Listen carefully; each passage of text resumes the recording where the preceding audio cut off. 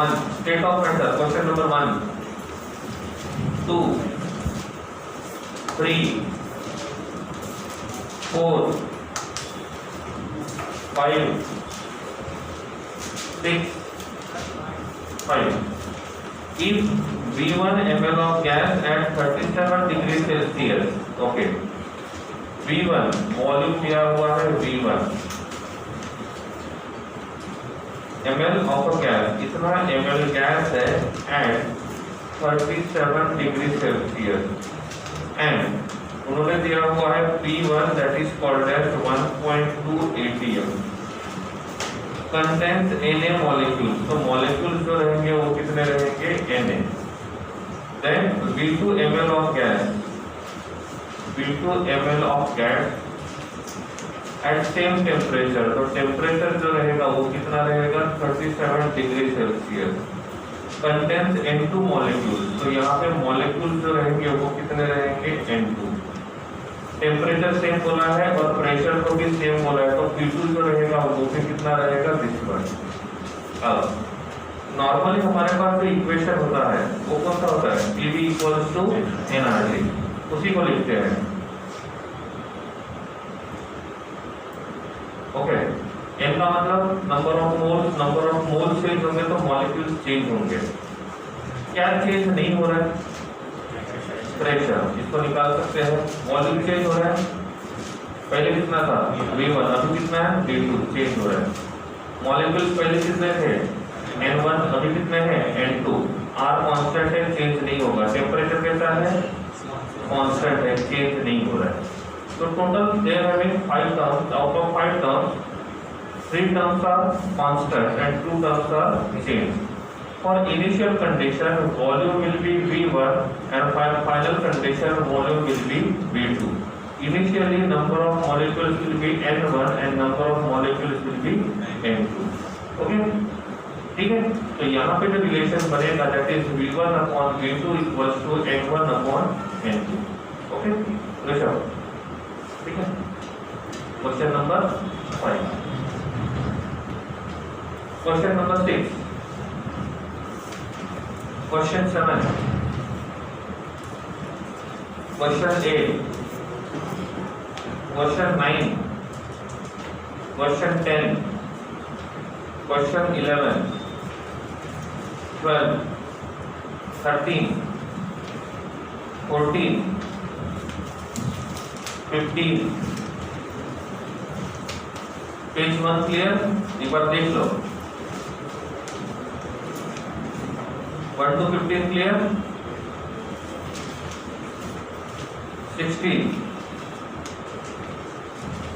17, 18, 18. Okay, question read करो.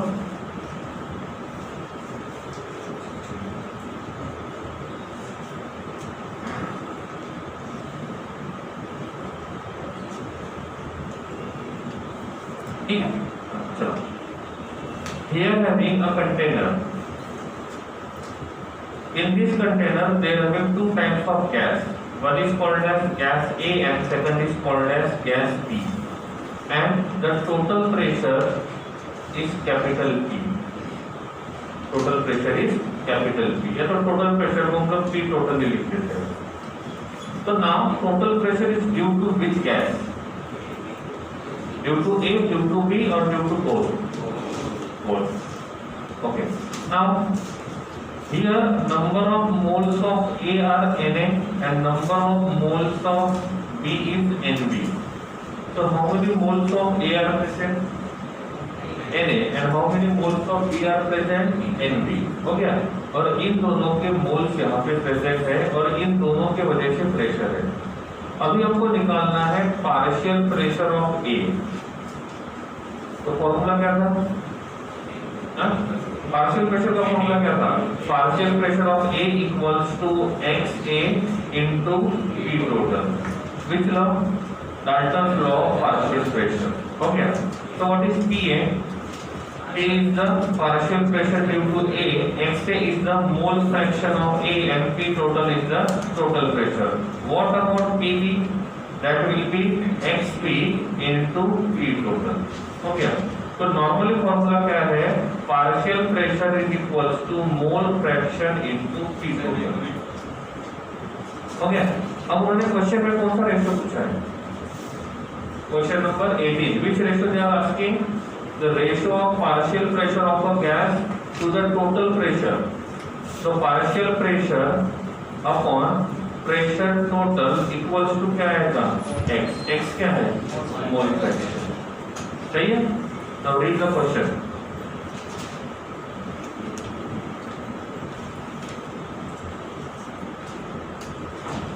Okay, 19,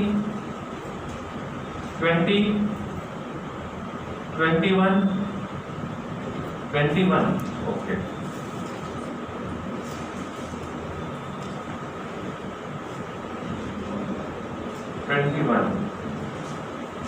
question read करो एक बार।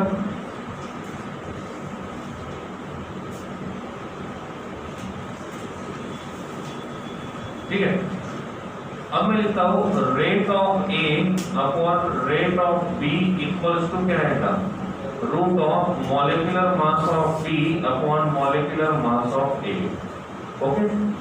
अब यहाँ पे हम लोग गैस ए है दिया हुआ है, गैस बी को क्या कंसीडर करते हैं, हाइड्रोजन, और लिखा क्या है, hydrogen diffuses 6 times faster than the gas A. तो क्या होगा, B is considered as H2। तो फॉर्मूला क्या बनेगा, rate of A upon rate of hydrogen equals to molecular mass of hydrogen upon molecular mass of A। क्या दिया हुआ है, R1 और R of RA and R of H2 का relation दिया हुआ है। कौन कितना है, कौन कितना है, hydrogen diffuses 6 time faster than gas A. ऐसा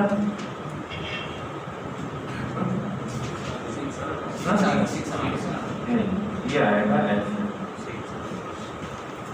सही है। Okay. Now what is the molecular mass of H2? 2। Put the value. What is the, यहाँ पे क्या है, RA upon R of H2 कितना है, 6RA equals to root of molecular mass of H2 कितना है, 2 अपॉन क्या आएगा, MA। R1 RA कट हो गया, क्या बचेगा, 1/6 equals to root of 2 upon molecular mass of A। अब क्या करना है, रूट को निकालना है। रूट को निकालने के लिए क्या करेंगे, स्क्वायर।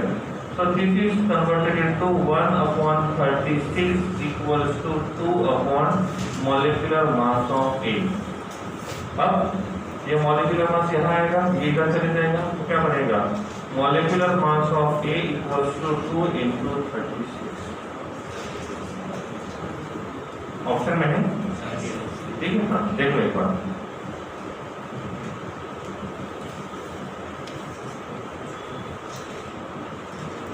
Question number 21।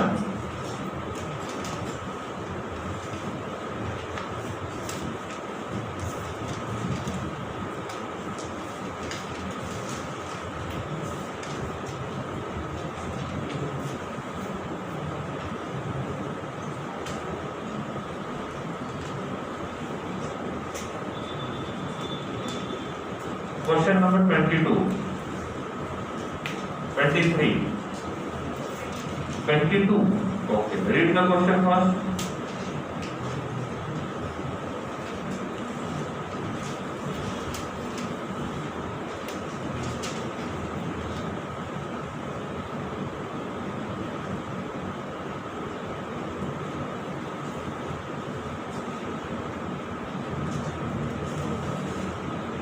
ठीक है। 10 gram of gas means W1 will be 10 gram। 22 ना, occupies 2 liter, so V1 will be 2 liter at NTP। NTP का मतलब होता है नॉर्मल टेम्परेचर 273 और STP का मतलब होता है standard temperature 298 kelvin, this is in kelvin. उन्होंने लिखा है एट NTP। NTP का मतलब होता है टेम्परेचर T1 जो रहेगा वो कितना रहेगा 273 केल्विन। ओके, उसके बाद क्या लिखा है at what temperature it will be, मतलब उन्होंने टेम्परेचर T2 पूछा हुआ है। Then the same quantity of gas, same quantity of gas का मतलब W2 कितना रहेगा 10 ग्राम। और क्या लिखा है एट द सेम प्रेशर, मतलब प्रेशर जो रहेगा वो भी सेम रहेगा। वॉल्यूम लिखा हुआ है, वॉल्यूम विल बी सेम, मतलब V2 जो रहेगा वो भी कितना रहेगा 2 लीटर।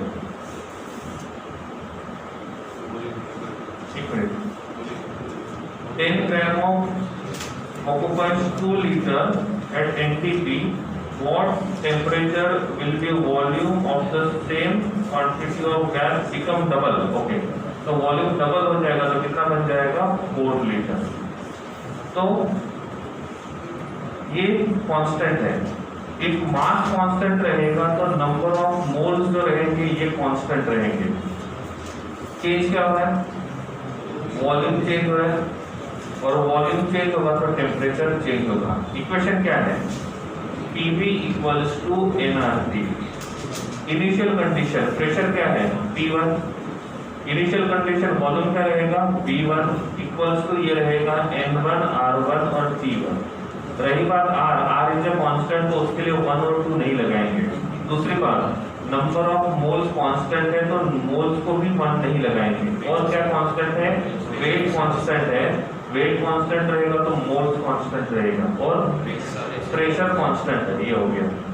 तो ये इनिशियल कंडीशन के लिए। फाइनल के लिए क्या होगा PV2 इक्वल्स टू nRT2।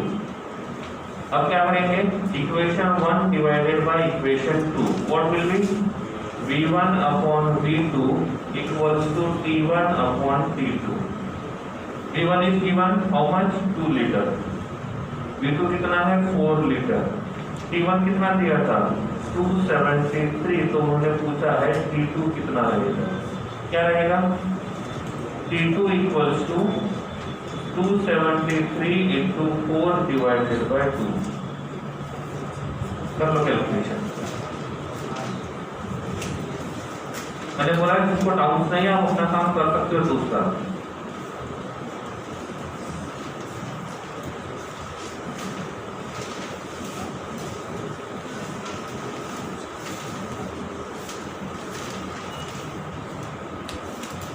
$22 था नहीं, हाँ 23, 24, 25, 26, 26। ओके, क्वेश्चन पढ़ो एक बार।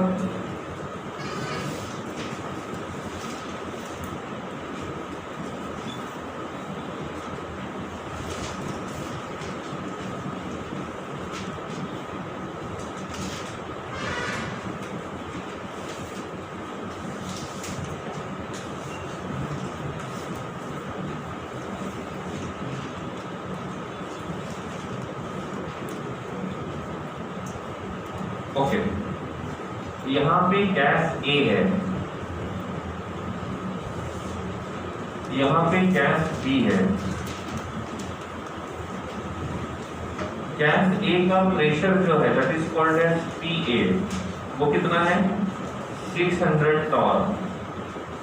साथ में वॉल्यूम जो है वो कितना है 1 लीटर।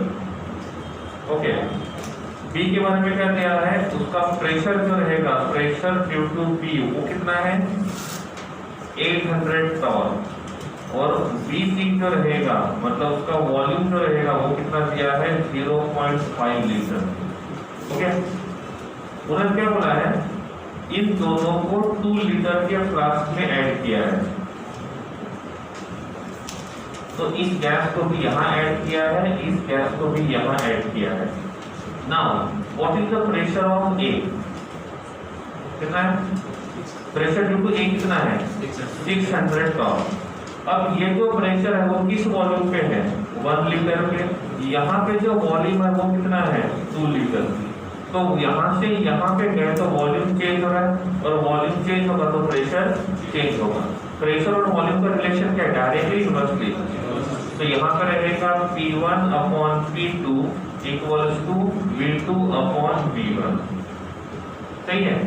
अब इनिशियल प्रेशर कितना था 600, यहाँ पे प्रेशर कितना रहेगा वो फाइंड करना है। इनिशियल फाइनल वॉल्यूम कितना था 2 लीटर, इनिशियल वॉल्यूम कितना था 1 लीटर। तो यहाँ पे हमको फाइंड करना पड़ेगा P2, तो P2 कितना रहेगा 600 डिवाइडेड बाय 2 इक्वल्स टू 300। इसका मतलब यहाँ जाने के बाद प्रेशर ड्यू टू A जो रहेगा वो कितना रहेगा 300 टॉन। इसका पहले प्रेशर कितना था 800 टॉन, कब जब उसका वॉल्यूम कितना था 0.5 लीटर। अभी इसका वॉल्यूम कितना है 2 लीटर। तो same formula P1 upon P2 equals to V2 upon V1। P1 कितना था 800 टॉन। यहाँ जाने के बाद प्रेशर कितना रहेगा वो फाइंड करना है। V2 कितना है 2 लीटर, V1 कितना था 0.5। Then what is the value of P2? P2 will be कितना 800 multiplied by 0.5 divided by 2 कितना आएगा, ये कितना आएगा 400 divided by 2। सही है। तो कितना आएगा 200। Okay, so this is pressure due to P। तो pressure due to P कितना आ रहा है 200। अब क्या पूछा उन्होंने, अब क्या पूछा है फाइनल प्रेशर। तो यहाँ पे जो फाइनल प्रेशर रहेगा वो किसके वजह से रहेगा A के वजह से और B के वजह से। A के वजह से प्रेशर कितना है, तो P टोटल का फॉर्मूला है pressure due to A plus pressure due to B। Pressure due to A is 300 plus pressure due to B is 200 equals to कितना रहेगा 500 टॉन। क्वेश्चन रीड कर लेगा।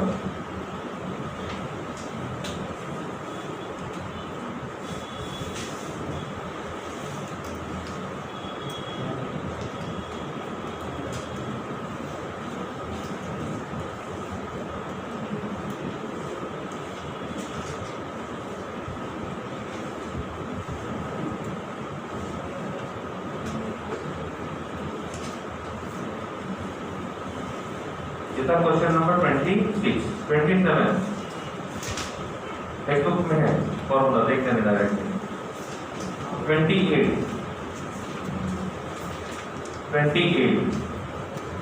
29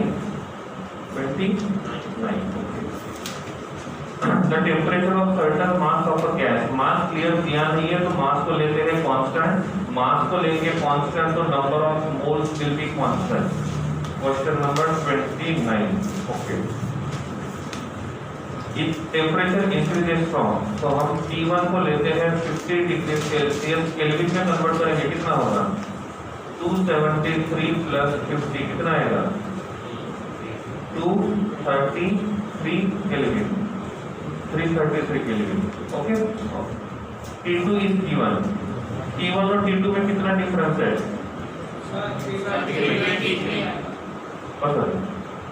323। इसमें डिफरेंस कितना है 1 का। तो ये क्या रहेगा T2 324 केल्विन। हो गया। पूछा गया same pressure volume of the gas will be. तो इनिशियल वॉल्यूम हम लेते हैं V1 और फाइनल वॉल्यूम लेंगे V2।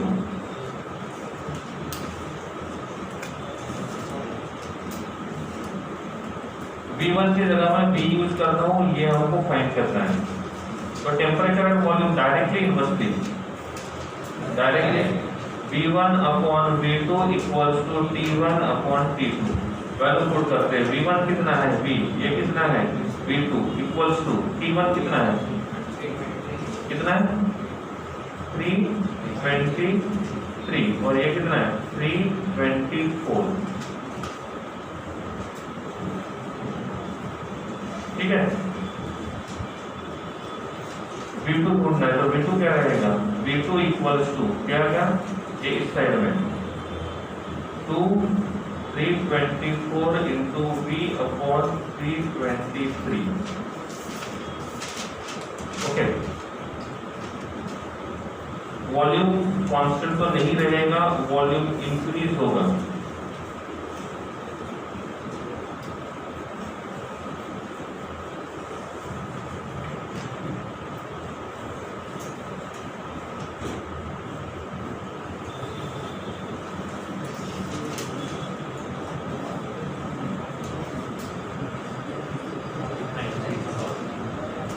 टेम्परेचर बढ़ा है तो वॉल्यूम भी बढ़ेगा, और किस तरह से बढ़ेगा? Which option will possible? Option A तो पॉसिबल नहीं है, ऑप्शन सी नहीं,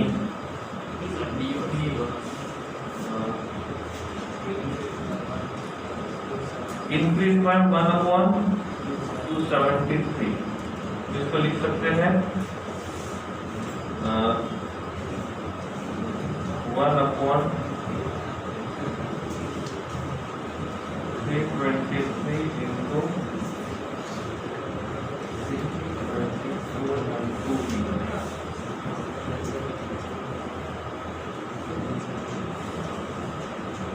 option B, option C, D तो पॉसिबल नहीं है, ऑप्शन बी। ओके, ठीक है। नेक्स्ट 30, 31, 32, 33, 34 और ओके 33 कितना आया? 33 कितना आया? 1.34 कैसे? हाँ, डेंसिटी पूछा है, फॉर्मूला क्या है? Density upon mass upon volume. NO का मास कितना रहेगा? नाइट्रोजन का 14 और इसका कितना है? 16, कितना होगा? 30 डिवाइडेड बाय वॉल्यूम कितना रहेगा? 22. ओके, ठीक है। 35, 36,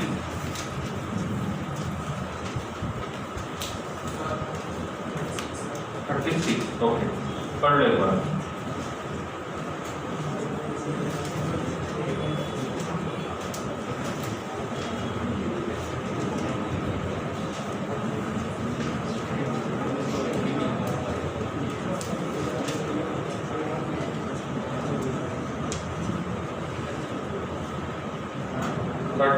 Under the constant pressure is constant.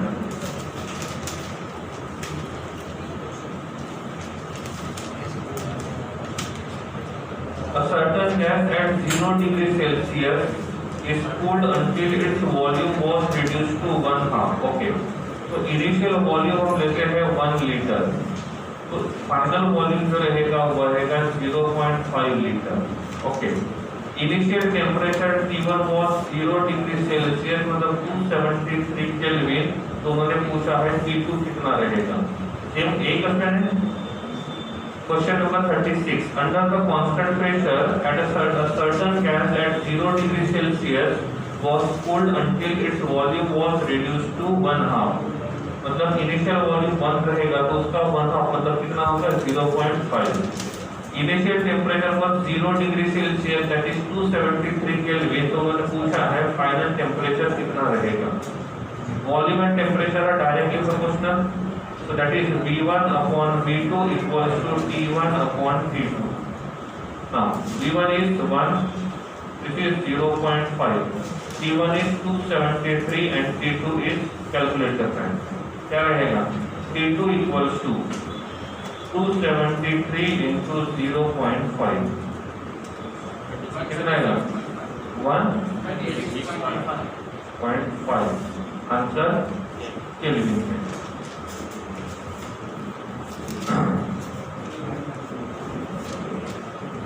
ठीक है, ओके है, ठीक है। ये आंसर किसका है? केल्विन में है, ठीक है। अब ऑप्शन 2 है बी और सी। ए और सी तो पॉसिबल नहीं है, बी और डी पॉसिबल है क्योंकि दोनों में नंबर जो है वो मैच हो रहा है। लेकिन बी वाला जो है वो केल्विन में है और दूसरा वाला जो है वो डिग्री सेल्सियस में। यहाँ पे हमने जो आंसर फाइंड किया उसका साइन पॉजिटिव है, लेकिन ऑप्शन बी में जो आंसर दिया हुआ है वो नेगेटिव में है। मतलब या तो साइन में गड़बड़ है या तो वो आंसर नहीं हो सकता है। हम चाहते हैं इसको डिग्री सेल्सियस में कन्वर्ट करें, तो क्या करना होगा? -273। तो इसको क्या करेंगे? 273 में से हम लोग क्या करेंगे? माइनस करेंगे। कितना आएगा? कितना आएगा? -136.5 डिग्री सेल्सियस। समझा? तो आंसर जो हमने निकाला था वो केल्विन में। यहाँ पे दोनों में आंसर दिया है सेल्सियस और केल्विन में, तो आपका जो आंसर केल्विन का है वो साइन की वजह से मैच नहीं हो रहा है। तो पहले आपको क्या करना है? केल्विन को डिग्री सेल्सियस में कन्वर्ट करना है। Which option is possible? D.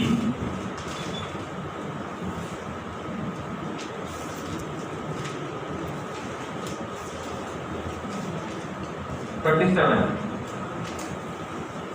38, 39, 40, 41, 42, 42.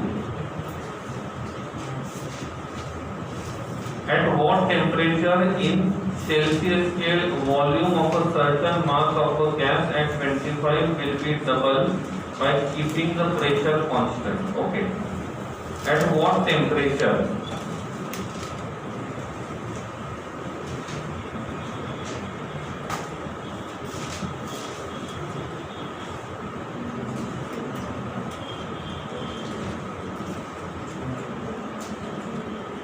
Okay, suppose हम यहाँ पे T1 जो लेते हैं वो लेते हैं 27 डिग्री सेल्सियस 300 केल्विन और V1 को लेते हैं V, ठीक है। तो उन्होंने पूछा है V2 जो रहेगा वो डबल हो जाएगा। ऐसा लिखा है at what temperature in the Celsius scale volume of a certain gas will be double। Volume double होना चाहिए, तो ये डबल होने के लिए टेम्परेचर कितना होना चाहिए? ठीक है, same relation temperature and volume, तो ये रहेगा V1 upon V2 equals to T1 upon T2।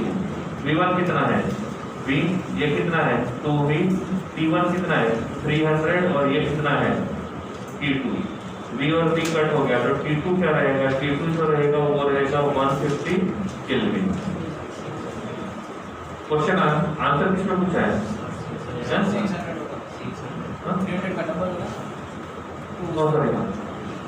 इधर जाएगा ना, ये कितना होगा? 600 केल्विन। आंसर किसमें पूछा है? सेल्सियस में। इसको क्या करेंगे? 273 से माइनस करेंगे, हो जाएगा। कौन सा है? 40, 42,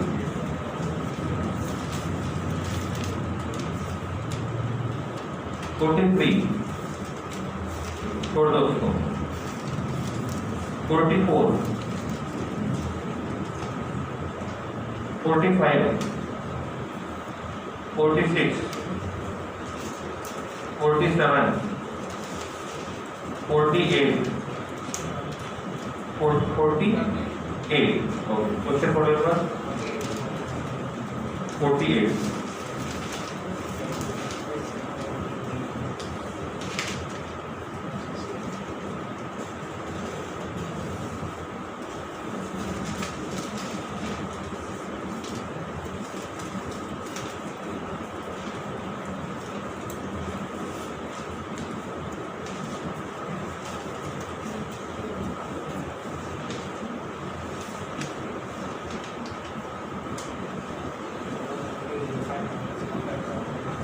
ओके, तो इनडायरेक्टली हमको आइडेंटिफाई क्या करना है? रेट फाइंड करना है।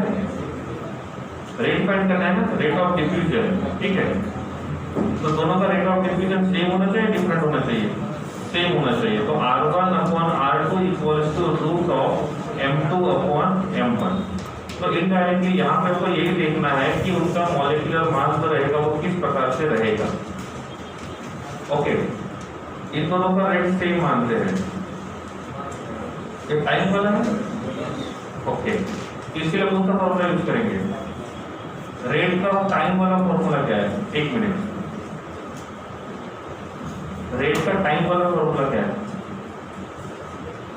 रेट ऑफ डिफ्यूजन जो हमने फाइंड किया था उसका टाइम वाला एक फॉर्मूला लिख के दिया था, रूट v1 अपॉन v2। एक मिनट लिखने दो, r1 upon r2 equals to root of v1 upon v2 t1 upon t2 t1 upon t2।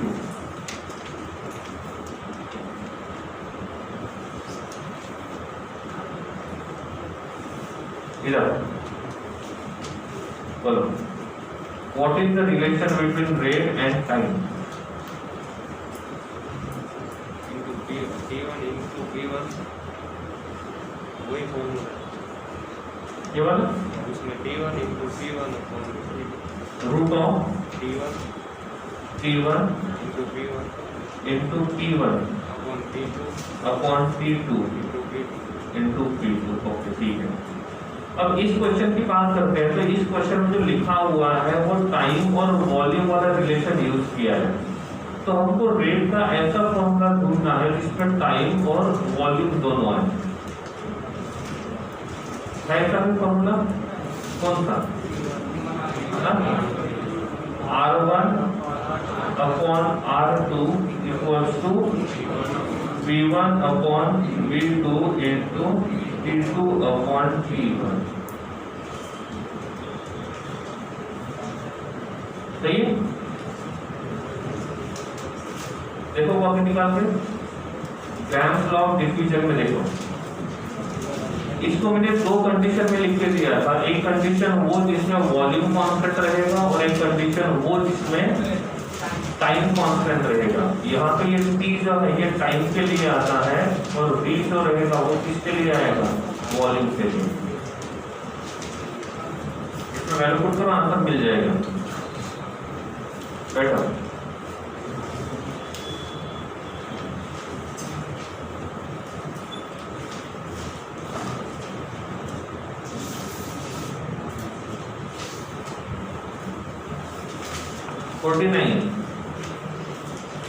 हो गया। बाकी है क्वेश्चन पढ़ो। Under the identical condition which of the following pairs will be most easy to separate by diffusion process? इन दोनों में से किसका डिफ्यूजन प्रोसेस के थ्रू सेपरेशन इजीली होगा? ओके, ऑप्शन डी से शुरू करते हैं। O2 का मास कितना है? O2 के साथ किसको कंपेयर किया? N2। इसका मास कितना है? 32 और इसका मास कितना है? 28। Okay, option D. Option C कौन कौन है? CO2। CO2 जो है उसको कंपेयर किया है C3H8 के साथ। CO2 का मॉलिक्यूलर मास 44। यहाँ पे कार्बन 3 है, 3 into 12 कितना? 36 प्लस ये कितना है? 8 कितना हो गया? 44। ओके, ऑप्शन बी कौन है? H2 and D2। इसका मास कितना रहेगा? 2। इसका मास कितना रहेगा? 4। Hydrogen, deuterium, tritium atomic number सबका सेम होता है, एटॉमिक मास नंबर डिफरेंट होता है, इसको हम बोलते हैं आइसोटोप। ओके, ऑप्शन ए कौन है? ओके, मॉलिक्यूलर मास देखो UF6 और यहाँ पे है UF6। इसका जो मॉलिक्यूलर मास है 355 और इसमें रहेगा 356। ओके, क्वेश्चन में पूछा क्या वो देखो।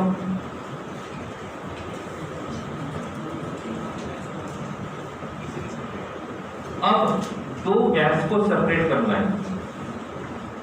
अब मैं बोलता हूँ यहाँ से दो गैस डिफ्यूज हो रहे हैं और दोनों गैस का रेट ऑफ डिफ्यूजन सेम है, उनको सेपरेट करना इजी रहेगा या जिनका रेट ऑफ डिफ्यूजन डिफरेंट रहेगा उनको सेपरेट करना इजी रहेगा?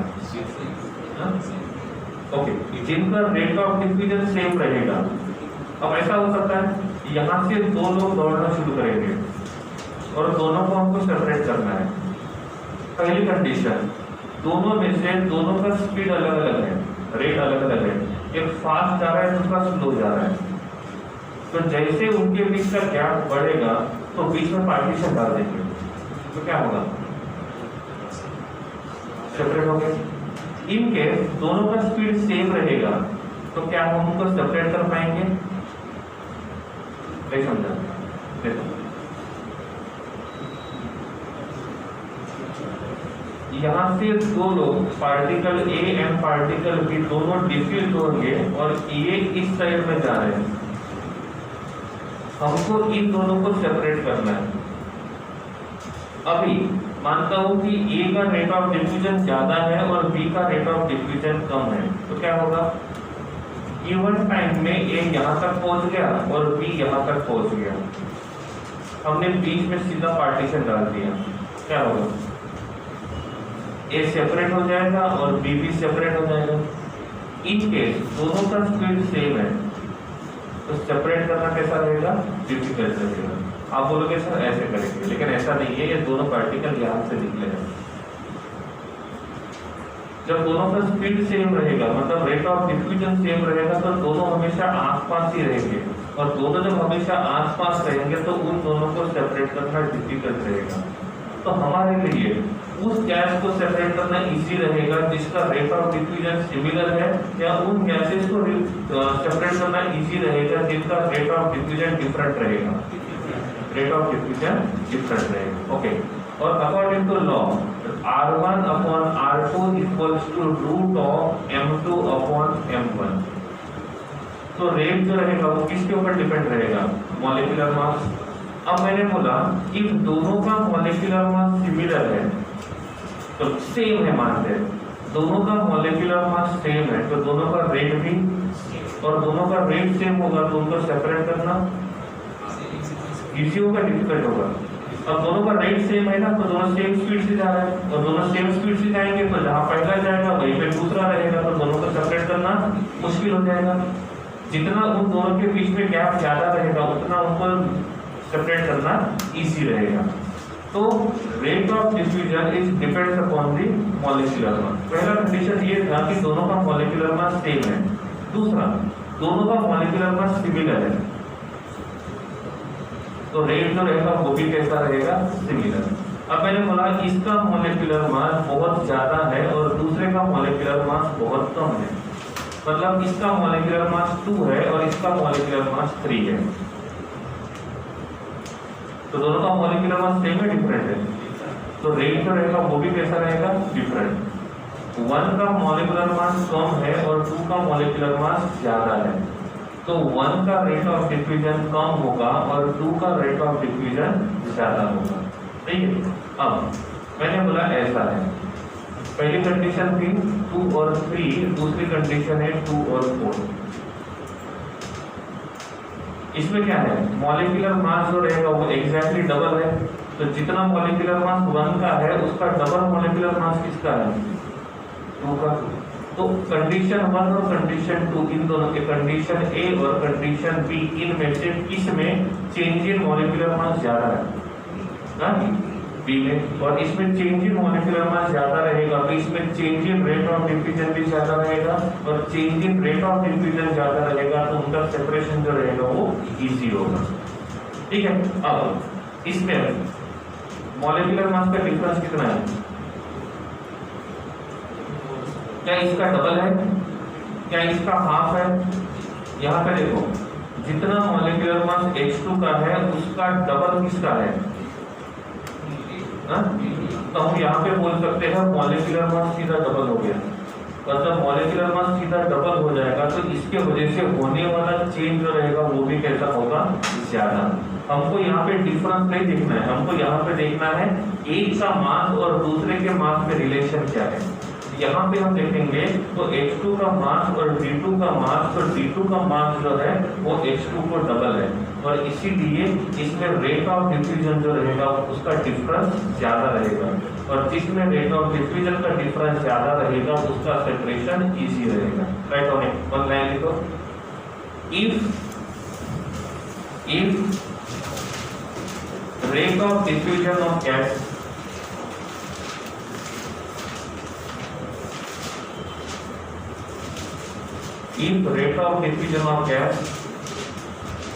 will be more,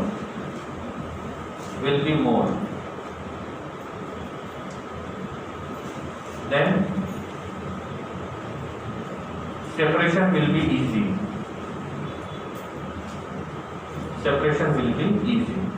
हाइड्रोजन और ड्यूटेरियम में डायरेक्टली मॉलिक्यूलर मास डबल हो गया है और इसलिए वहां पे जो रेट का होने वाला चेंज है वो कैसा रहेगा, ज्यादा रहेगा, और इसीलिए इन दोनों को सेपरेट करना कैसा रहेगा, इजी रहेगा।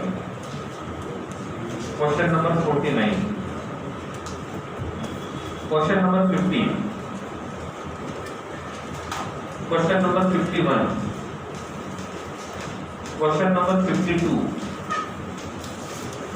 Question number 53। Question number 54। Question number 55, 56, 57, 58, 59, 60, 61, 61. Okay.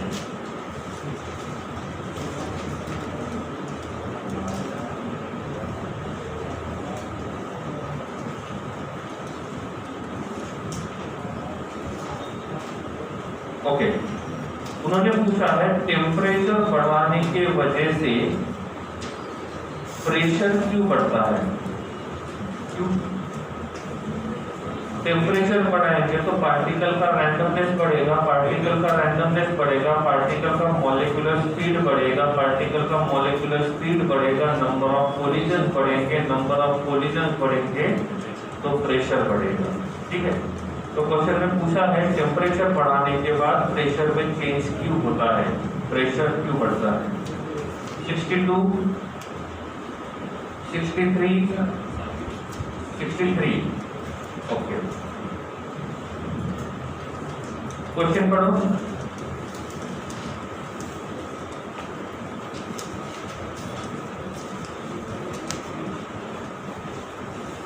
क्या आएगा, डी क्यों आना चाहिए, डी तो सही है ना। क्वेश्चन में पूछा क्या है, kinetic energy of 1 mole of any gas is depends upon. देखो, kinetic energy depends only on temperature,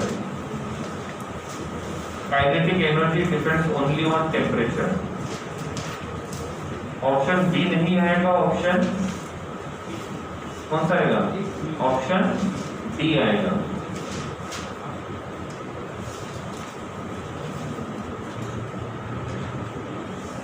ठीक है, और एक लाइन लिखो, क्या लिखा था आपने, kinetic energy is depends only on temperature. दूसरा, molecular speed is depends on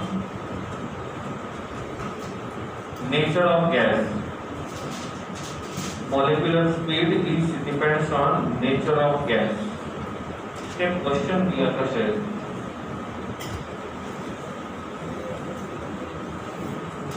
molecular speed और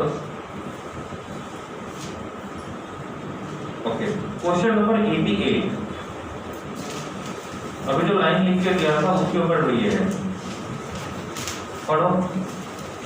कभी कभी आंसर की भी आंसर गलत दिया जाता है, ठीक है, तो उसके ऊपर भरोसा नहीं करना है, तो पढ़ा है उसके तरफ देखना है। क्वेश्चन नंबर 88 पढ़ो, आपको आंसर पूछता हूँ मैं, पहले क्वेश्चन का मतलब पूछूंगा फिर आंसर।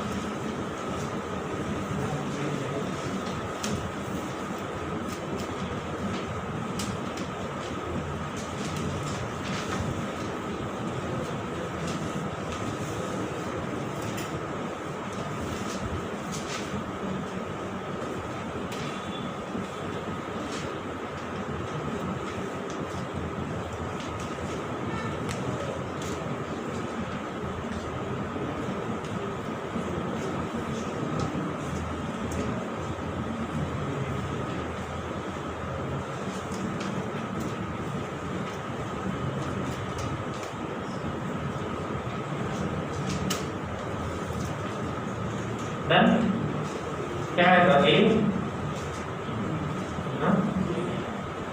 बी। उन्होंने पूछा है average kinetic energy, kinetic energy, average kinetic energy both are independent of nature of gas, it is depends on temperature. और उन्होंने मेंशन किया है टेम्परेचर जो रहेगा वो सेम है, if temperature will be same तो kinetic energy will be same. तो ऑप्शन बी कट हो गया, ऑप्शन 3 बाकी है, ए सी एंड डी। अब उन्होंने पूछा है molecular speed, molecular speed normally और जो रेट ऑफ डिफ्यूजन देखते हैं उसके हिसाब से। अब यहाँ पे दो गैस है, कौन से हाइड्रोजन एंड नाइट्रोजन। हाइड्रोजन का मॉलिक्यूलर मास कितना है 2 और नाइट्रोजन का मॉलिक्यूलर मास कितना है 28। और रूल ये कहता है जिसका मॉलिक्यूलर मास ज्यादा रहेगा उसका रेट जो रहेगा वो कम रहेगा, स्पीड जो रहेगा वो कम रहेगा। ऑप्शन डी, ठीक है। H2 एंड N2 दोनों का काइनेटिक एनर्जी सेम रहेगा, बट H2 का मॉलिक्यूलर स्पीड जो रहेगा वो ज्यादा रहेगा। कहां से करें हम लोग क्वेश्चन 63 से, ओके 64, 65, 66 कौन सा RMS बोला 66 RMS फॉर्मूला क्या है अंडर रूट 3RT/m, सही है ना। PV equals to nRT, use n equals to 1 if not given, then that will be PV equals to RT. So this formula is RMS velocity equals to root of 3PV/m. Okay, मतलब change कैसे हुआ, RT की जगह क्या लिखा हमने PV लिखा by using ideal gas equation. Question में पूछा क्या है, RMS velocity of an ideal gas in a closed container of a fixed volume increases, RMS velocity बड़ा है तो मैं इसको लिखता हूँ RMS velocity 1 और दूसरा जो रहेगा वो रहेगा RMS velocity 2। चेंज क्या हो गया वो देखेंगे, ओके हाँ। तो पूछा है क्या चेंज हो सकता है, गैस तो सेम है तो मॉलिक्यूलर मास सेम रहेगा, तो मॉलिक्यूलर मास में किसी प्रकार का कोई भी चेंज नहीं होगा। तो ये बन जाएगा RMS of 1 upon RMS of 2 equals to क्या कट हो जाएगा 3 कट हो जाएगा और m कट हो जाएगा, ठीक है। तो क्या बचेगा P1 V1 और यहाँ पे क्या बचेगा M1, इसके लिए इनटू क्या बन जाएगा M2 upon P2 into V2। ये सब कहाँ पे रहेगा, हो गया। अब उन्होंने एक बात और लिखा है, क्या लिखा हुआ है RMS velocity is increases from 5 into 10 to the power 4 to 10 to 10 to the power 4। मतलब ये कितना था पहले 5 into 10 to the power 4, अब रहेगा 10 into 10 to the power 4, कितना बचेगा 1/2। तो यहाँ पे आएगा 1/2, ठीक है। अब आप इसको चेंज करके देखो प्रेशर को और वॉल्यूम को, पूरे के पूरे आंसर प्रेशर और देखो टेम्परेचर के हिसाब से नहीं आएगा क्योंकि यहाँ पे टेम्परेचर वाला टर्म हमने यूज नहीं किया। आप इसके हिसाब से भी जा सकते हो, एक बार इसके हिसाब से जाके देखो, एक बार इसके हिसाब से और कंपेयर करो क्या होगा।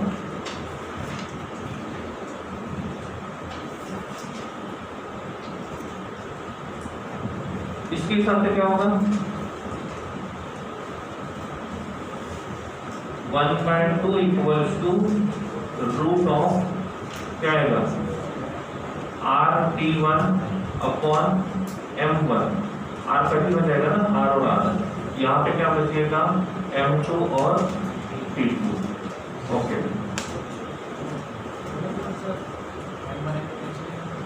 चलेगा ना, मॉलिक्यूलर मास है तो वैसे भी कैंसिल हो जाएगा, ठीक है। पहले क्या लिखा हुआ है, मतलब ये 1/2 आना चाहिए, तो उन्होंने बोला है टेम्परेचर इज डबल, तो इनिशियल टेम्परेचर हमने 2 लिया, तो ये कितना बनेगा 4, ये रहेगा 1/2 equals to root of 1/2। Temperature double हो गया, उन्होंने ऑप्शन ए में क्या लिखा हुआ है, bye heating the gas the temperature is doubled, और टेम्परेचर डबल होने के बाद ये 1/2 होना चाहिए, ठीक है। तो टेम्परेचर डबल किया तो जितना इनिशियल टेम्परेचर रहेगा उसका डबल टेम्परेचर किया तो ये 1/2 आएगा। क्या इसको सॉल्व करने के बाद ये आएगा? नहीं आएगा, मतलब LHS और RHS दोनों इक्वल नहीं है। Option B, by heating the gas the pressure is 4 times, ये वाला यूज करते हैं। इसको सिंपल लिखता हूं मैं P2 V2। इसको चेंज करने के बोला प्रेशर को तो वॉल्यूम को नहीं सोचेंगे वॉल्यूम के बारे में, तो क्या रहेगा 1/2 equals to root of P1 लेता हूं मैं 1, तो ये कितना बनेगा 4।